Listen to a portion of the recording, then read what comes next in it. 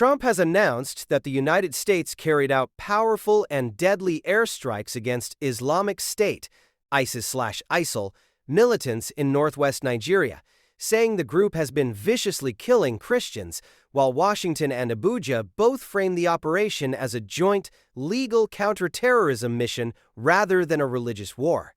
Christmas night. Donald Trump is in Florida and thousands of kilometers away in northwest Nigeria, U.S. Warplanes and missiles are striking ISIS targets in a region already torn by conflict. In this video, the story is not just about another U.S. airstrike. It is about three explosive questions. Is the U.S. now willing to use force to protect Christians overseas? How did Nigeria, a proudly sovereign giant in Africa, end up asking Washington for help? And does this operation change the rules of the game for the war on terror in Africa? Stay with the video till the end, because this strike could be the beginning of a new era. American religious protection interventions far beyond the Middle East. On December 25th, U.S. President Donald Trump announced that American forces had carried out a powerful and deadly strike against what he called ISIS terrorist scum in northwest Nigeria. The strikes were conducted in Nigeria's northwest, in an area U.S. Africa Command later described as Sokoto or Sokoto State, a region that has seen activity from jihadist and criminal groups. U.S. Africa Command, AFRICOM, confirmed that lethal strikes had been carried out at the request of Nigerian authorities and claimed that multiple ISIS terrorists were killed. Trump chose his words very carefully and very aggressively. In a Truth Social post, he wrote that ISIS fighters in northwest Nigeria have been targeting and viciously killing, primarily, innocent Christians at levels not seen for many years and even centuries. No precise casualty figures. No high-resolution battle damage assessment, just a clear political message. America hit ISIS, and it did so in the name of persecuted Christians. Stood the obvious question: why is the United States suddenly striking ISIS in Nigeria on Christmas night? This did not come out of nowhere. For weeks, Trump and his team had been publicly accusing the Nigerian government of failing to rein in the persecution of Christians. In late October and November, Trump warned that Christianity in Nigeria faced an existential threat and threatened military action if Abuja did not act. The U.S. had already designated Nigeria a country of particular concern under its International Religious Freedom Act, a label that opens the door to sanctions and political pressure. Behind the scenes, the military was clearly preparing. Reuters reporting indicates that U.S. forces had been flying intelligence-gathering missions over parts of Nigeria since late November. Planning for potential intervention accelerated after reports of attacks on churches and Christian communities by militants claiming loyalty to ISIS-linked factions. So, by Christmas, the political narrative was ready. Trump had warned there would be hell to pay if the killings continued. On December 25th, he told his base, "Tonight there was, this timing Christmas night, Christian victims, a president who campaigned heavily on defending religious freedom, was not accidental. It was designed for maximum political and emotional impact, both at home and abroad." The obvious question: why is the United States suddenly striking ISIS in Nigeria on Christmas night? This did not come out of nowhere. For weeks, Trump and his team had been publicly accusing the Nigerian government of failing to rein in the persecution of Christians. In late October and November, Trump warned that Christianity in Nigeria faced an existential threat and threatened military action if Abuja did not act. The U.S. had already designated Nigeria a country of particular concern under its International Religious Freedom Act, a label that opens the door to sanctions and political pressure. Behind the scenes, the military was clearly preparing. Reuters reporting indicates that U.S. forces had been flying intelligence-gathering missions over parts of Nigeria since late November. Planning for potential intervention accelerated after reports of attacks on churches and Christian communities by militants claiming loyalty to ISIS-linked factions. So, by Christmas, the political narrative was ready. Trump had warned there would be hell to pay if the killings continued.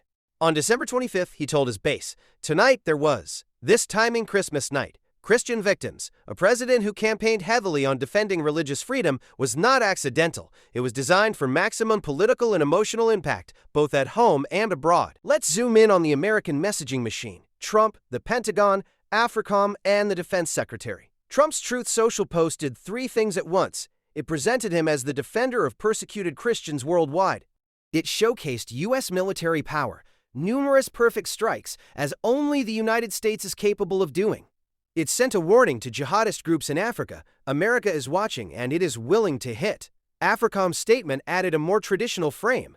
It said the strikes demonstrate the strength of our military and our commitment to eliminating terrorist threats against Americans at home and abroad. It underlined that the operation was conducted at the request of Nigerian authorities, which is legally and diplomatically essential. Then came Defense Secretary Pete Hegseth's post on X. He echoed Trump's line that the killing of innocent Christians in Nigeria and elsewhere must end. He added a chilling hint: more to come, grateful for Nigerian government support and cooperation. Merry Christmas. More to come suggests this may not be a one-off strike. It could be the first step in a rolling campaign against ISIS-linked networks in West Africa, or a political tool that Trump can reach for whenever religious violence abroad hits the headlines. To understand how big this is, step back and look at three bigger questions. Is this a new doctrine? For years, U.S. intervention was justified in terms of counterterrorism and protecting Americans.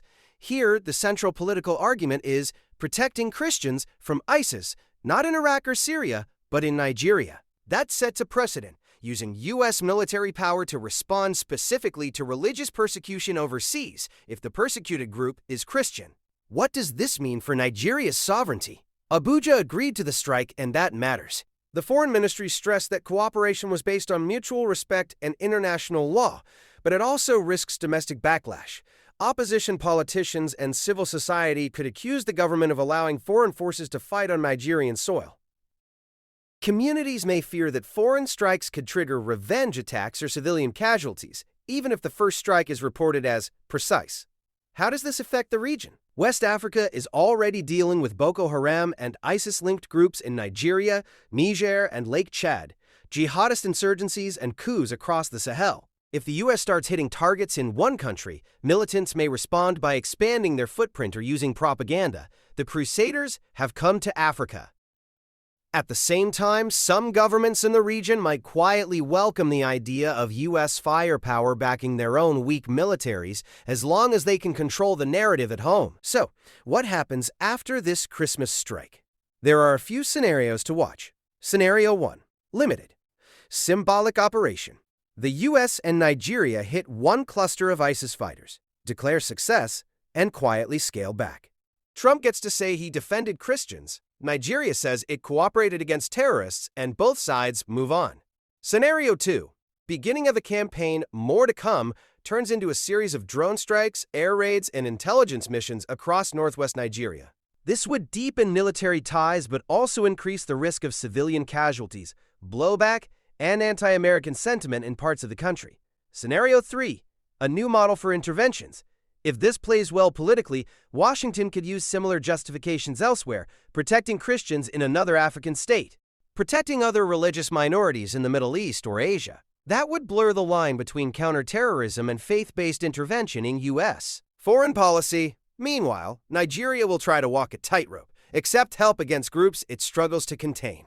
Avoid being portrayed as a failed state that needs foreign crusaders to defend its citizens. This Christmas strike in northwest Nigeria may look, at first glance, like just another chapter in the global war on ISIS, but look closer, and it reveals a much deeper shift in language, in justification, and in the kind of missions America is now willing to launch in the name of religious freedom. Trump has sent a message to militants: if you target Christians, the U.S. might come for you, even on another continent. Nigeria, in turn, has sent its own message. Terrorism is terrorism, no matter which faith you kill, and our sovereignty still matters. For your audience, the real question is this: is this the start of a new era of faith-framed interventions, or a one-off show of force timed for Christmas politics? Tell viewers, let me know in the comments. Should the USA use its military to protect persecuted Christians and other religious groups worldwide, or does that open the door to endless wars and dangerous double standards? If you found this breakdown helpful, hit like, share it with someone who follows global politics, and subscribe for more deep-dive geopolitics explained in simple terms. From Washington to Abuja, from Christmas speeches to real bombs on real villages, this story is just beginning. Stay tuned! because the battlefield of the future may be drawn not just on maps, but along religious lines.